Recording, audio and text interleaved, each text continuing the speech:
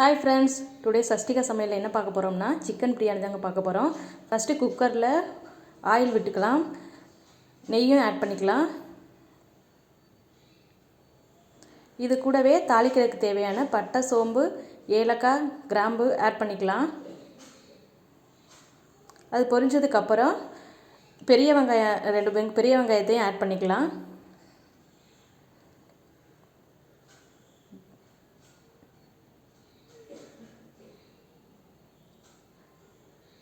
வெங்காயம் நல்லா வதங்கினதுக்கப்புறம் 2 பச்சை மிளகாயை நறுக்கி போட்டுக்கலாம். இது கூடவே இஞ்சி பூண்டையும் ஆட் பண்ணிக்கலாம்.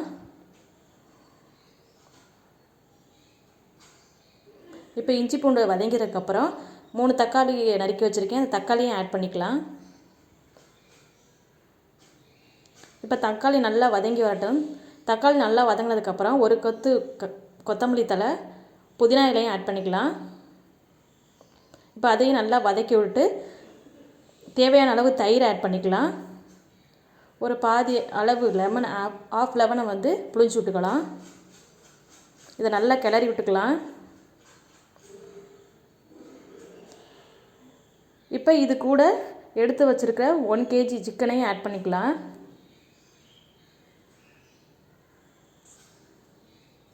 இப்போ சிக்கனை ஆட் பண்ணி நல்லா வதக்கி விட்டாச்சு. இப்போ சிக்கன் நல்லா வெந்து வந்ததுக்கப்புறம் தேவையான அளவு உப்பு, மஞ்சத்தூள், இது கூட காஷ்மீரி மிளகாத்தூள் ஆட் பண்ணிக்கலாம். கரம் மசாலா ஆட் பண்ணிக்கலாம்.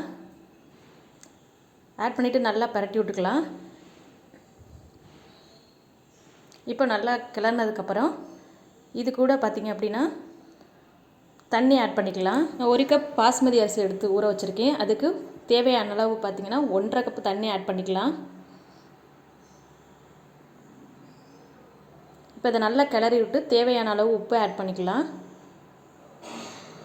இப்போ இதை நல்லா கொதிஞ்சு வந்ததுக்கப்புறம் நம்ம ஊற வச்சுருக்க பாஸ்மதி அரிசியும் ஆட் பண்ணிக்கலாம். இதை நல்லா கிளறி விட்டுட்டு இது குக்கர் போட்டு 5 மினிட்ஸ்க்கு 1 விசில் வச்சு எடுத்துக்கலாம்.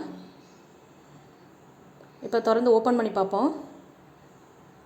இப்போ சூப்பரான சிக்கன் பிரியாணி நமக்கு ரெடி ஆயிடுச்சுங்க. உங்களுக்கு இந்த ரெசிபி பிடிச்சிருந்துச்சு அப்படின்னா வீடியோக்கு மறக்காமல் ஷேர் பண்ணி கமெண்ட் பண்ணுங்கள். சப்ஸ்கிரைப் பட்டனை கிளிக் பண்ணுங்கள். Thank you friends.